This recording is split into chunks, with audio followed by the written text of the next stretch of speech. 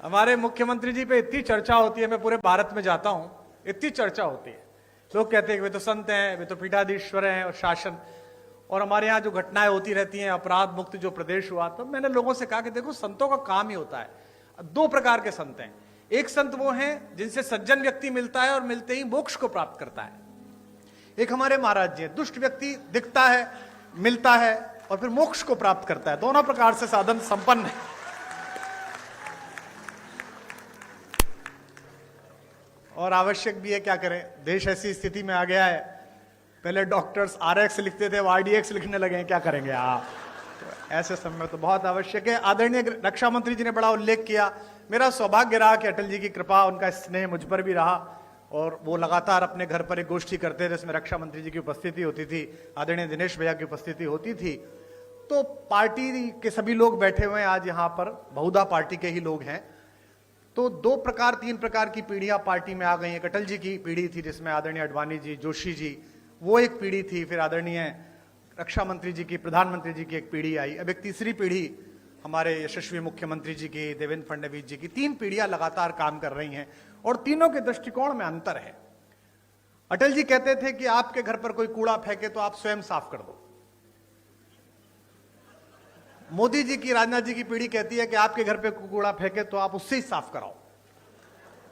और मुख्यमंत्री जी की पीढ़ी कहती है कि आपके घर पर कोई कूड़ा फेंके तो आप कूड़े को भी साफ करो। आप में से कुछ कम लोग समझे, इसके लिए मैं आपका आभारी हूं। समय की मर्यादा है, सीमा है। मैं केवल एक कविता सुनाऊंगा, चूंकि आदरणीय मुख्यमंत्री जी को जाना है और वे बहुत व्यस्तता उनके बीच है, समय है। अटल जी जैसे लोग किसी देश में शताब्दी में एक होते हैं। जैसा राजनाथ जी ने कहा, आदरणीय रक्षा मंत्री जी ने, कि पद बड़ा हो जाना महत्वपूर्ण नहीं है, कद बड़ा हो जाना महत्वपूर्ण है। और मैंने स्वयं देखा, हम लोग BA की पहली साल में पढ़ते थे। हमारे यहाँ के एक यशस्वी पत्रकार थे शिव कुमार गोयल जी, आदरणीय राजनाथ जी उनसे परिचित थे। अटल जी उनके साथ वंदे मातरम में संपादक थे, वे सह संपादक रहे थे। हमने एक कवि सम्मेलन कराया, एक कार्यक्रम कराया, सृजन महोत्सव, और हमने उनसे कहा कि अटल जी को बुलवा दीजिए। अटल जी उस समय विपक्ष में थे, उस बार चुनाव नहीं जीत पाए थे। तो हमने बुलाने के लिए गए और वो आ गए, और हम उस कार्यक्रम को संपन्न करने के लिए कहीं से धन जुटा रहे थे। तो नगर के एक उद्योगपति जो साड़ी का काम करते थे, उस जमाने में हम उनसे 501 रुपया लेके आए। तो जो 501 जिसने दिया था, उसने कहा कि मैं भाषण दूंगा। ये बड़ा संकट का काम था, लेकिन अब वो 501 दे रहा था तो भाषण दिलाना था। तो वो अटल जी का प्रशंसक था। वो खड़ा हुआ और उसने कहा, मैंने कहा तुम ज्यादा मत बोलना अंकल जी, थोड़ी देर बोलना। बोले बस मैं 2 लाइन पढ़ूंगा। और उसने खड़े होकर कहा कि आज अटल जी आए हैं, बस मैं ये 2 पंक्ति पढ़ना चाहता हूं कि शहीदों की चिताओं पर लगेंगे हर बरस मेले। वो अटल जी के लिए कह रहा। अटल जी बहुत ठहाका मार के हंसे, लेकिन उस आदमी के संकोच को, जो पूरा मंच से घूर रहा था, उसने ठहाके से दूर किया। और जब भी मैं उनसे मिलने के लिए जाता था, दर्शन के लिए मिलने जाता था, प्रणाम करते थे, उन्हें बाप जी कहते थे, तो वो अक्सर पूछते थे, अरे भाई उनके क्या हाल है, जिन्होंने मुझे जीवित शहीद बनाया था, वे कैसे हैं। तो वह बड़ा कद होना कि आप किसी बात का बुरा ना मानो, आप सदाशयता से लो। लखनऊ वालों, आपका सौभाग्य है, आपके संसदीय क्षेत्र का सौभाग्य है कि यहां से अटल बिहारी वाजपेयी जैसे कीर्ति पुरुष ने संसद में शोभा बढ़ाई। और आज मुझे अपनी तालियों के बीच यह कहने की अनुमति भी दें कि अगर एक राजनीतिक विचार का विश्वविद्यालय है अटल बिहारी वाजपेयी, तो इस समय भारतीय राजनीति में उनके सच्चे प्रतिनिधि आपके इस समय के सांसद हैं, जो उसके कुलपति हो सकते हैं, जो आदरणीय रक्षा मंत्री जी हैं। मैं एक कविता सुनाकर अपना स्थान लूंगा। आप बहुत दूर से आए हैं, मैं क्या करूं, घर जाऊं तुम्हारे? हाँ? मतलब हद हो गई, ऐसा ही बुलाने वाला ऐसे ही आने वाले। इतने बड़े बड़े भाषण सुनता हूं। आज बजट का भाषण में सुन रहा था मुख्यमंत्री जी का, बजट में ये हुआ, बजट में ये हुआ। मैं पूरा भाषण इस चक्कर में ही सुन गया कि इस बार बजट में हमने ब्रजेश पाठक को पैसे दिए कि कुमार विश्वास को दिया करो। लाइन ही नहीं आई वो वाली, बाकी सब आई, एक लाइन नहीं आई। उसके बाद मैंने बंद कर दिया, मैंने कहा अब खत्म है, अब चलो, अब जो मिलना ही नहीं है। 32-33 साल हो गए इसी क्रम को चलते हुए, छात्र राजनीति से लेकर आज तक न मुझे मिला न उसने दिया। तो अब जितना मिल रहा है बेटा, ये लाल लभाव में मिल रहा है, जो भी मिल रहा है। हाँ, मैं एक कविता आपको सुना रहा हूं। आधी सदी बीत गई जीवन की, और मैं कभी भी वैष्णो देवी नहीं गया था।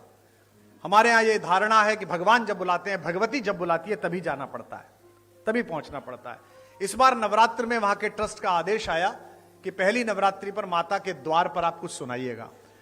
तो मैंने सोचा कि जो भजन चल रहे हैं, जो कविताएं चल रही, उन्हें तो क्या सुनाना, कुछ नया लिखना पड़ेगा। तो मैंने एक कविता लिखी और पिछले साल से इस साल के बीच में जो प्राथमिक रूप से कुछ कविताएं लिखी हैं, उनमें यही एक श्रेष्ठ कविता मुझे लगती है। और यहां पर एक संत व्यक्तित्व भी मंच पर हैं जो संयोग से हमारे मुख्यमंत्री हैं, मैं उनको भी समर्पित करता हूं। आदरणीय रक्षा मंत्री जी और सभी यहां पर लोग बैठे हैं, उनको भी समर्पित करता हूं। पहली पंक्ति को आप पकड़ लेंगे, उसे गुनगुनाएंगे, गाएंगे तो मुझे अच्छा लगेगा। निवेदन करता हूं जो लोग मोबाइल रिकॉर्ड कर रहे हैं वो आराम से सुने तो ज्यादा बेहतर लगेगा। आपकी तालियां ही मेरा पारिश्रमिक है, इस बात का आप ध्यान रखें। कि भवानी, पहली पंक्ति आ रही है, इसे संभालिएगा। मैंने वहां द्वार पर बैठकर मां को क्या सुनाया कि भवानी सुन लो राम कहानी, भवानी सुन लो राम कहानी, भवानी सुन लो। जब तक आपकी आवाज नहीं आएगी, चाहे मुख्यमंत्री जी जाएं चाहे ना जाएं, यही लाइन चलेगी। भवानी सुन लो राम कहानी, भवानी सुन। रोज नई लगती है लेकिन है ये परम पुरानी। अगली पंक्ति जो समझ जाएंगे उनकी तालियां गूंजेंगी। रोज नई लगती है लेकिन है ये परम पुरानी। वही कहानी एक जो तुमने, वही कहानी एक जो तुमने दो जन्मों में मानी। भवानी सुन लो राम कहानी, भवानी सुन लो, भवानी सुन लो राम कहानी। इस कहानी में क्या है, जिस कहानी का समर्थन भी बहुत है और विरोध भी पर्याप्त ही हुआ, कि मात पिता का मान भाइयों के स्नेह का मानक। आपकी वाह मिले। मात पिता का मान भाइयों के स्नेह का मानक। सत्य सनातन परंपरा का युग युग अमर कथानक। सत्य सनातन परंपरा का युग युग अमर कथानक। इसको गाकर धन्य हुई ऋषि वाल्मीकि की वाणी। अगली पंक्ति पर पूरा हॉल गूंजेगा। इसको गाकर धन्य हुई ऋषि वाल्मीकि की वाणी। इसकी महिमा, इसकी गरिमा, इसकी महिमा, इसकी गरिमा बजरंगी ने जानी। भवानी सुन लो राम कहानी, भवानी सुन लो राम कहानी, भवानी सुन लो,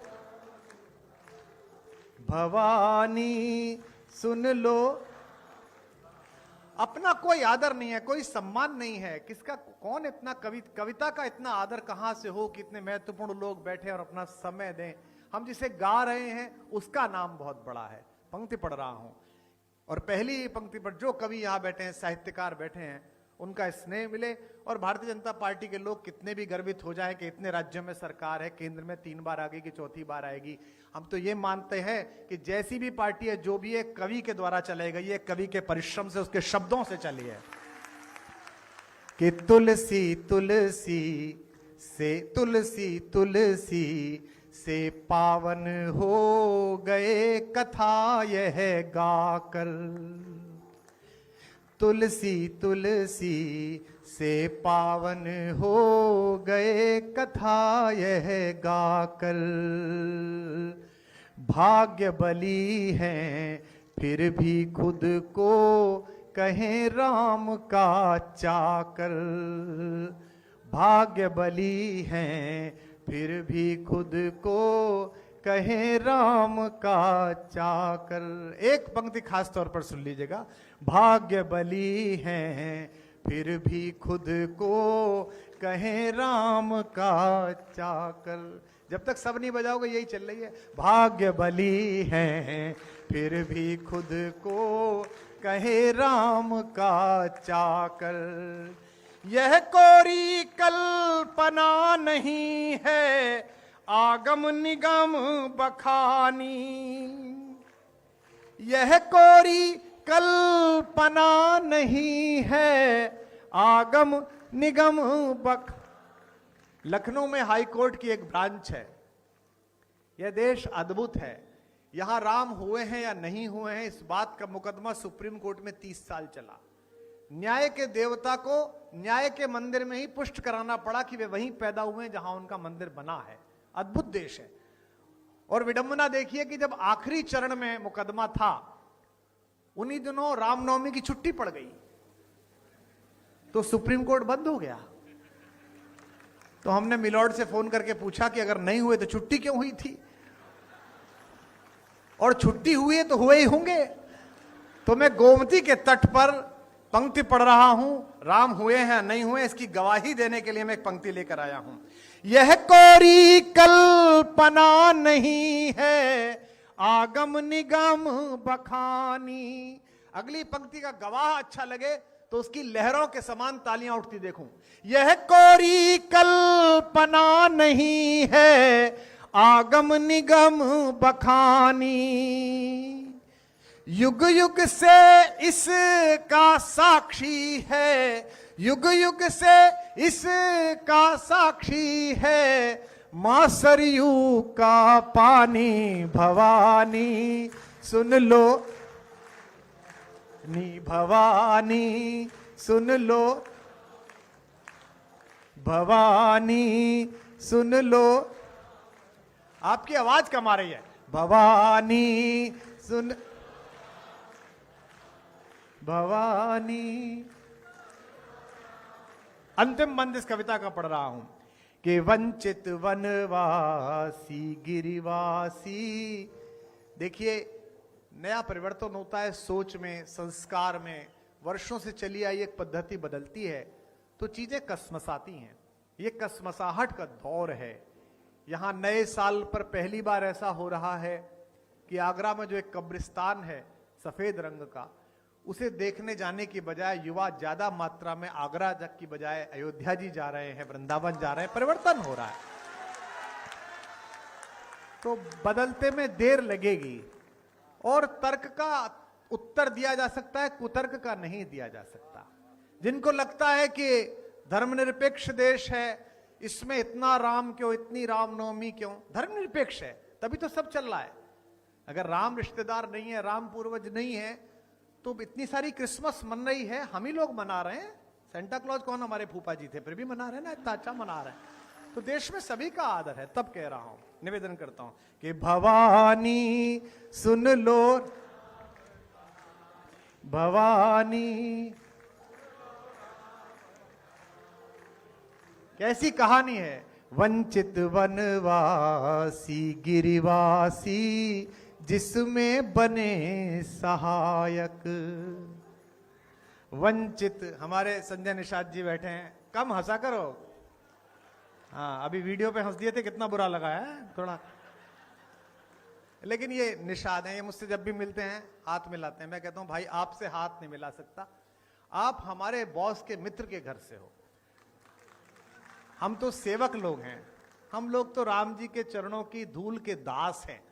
आपने तो उनसे भी वसूल करवा लिया था। तो अगर इस सरकार में वसूल है कर रहे हैं तो इसमें समस्या क्या है। राम जी की सरकार है तो निषाद वसूल कर रहा है, उसमें क्या है। पर मुझे यह पता नहीं था कि एक नाव पार कराने की इतनी बड़ी फीस देनी पड़ेगी कि एक आदमी को मंत्री बनाना पड़ेगा। बताइए कि वंचित वनवासी गिरिवासी जिसमें बने सहायक।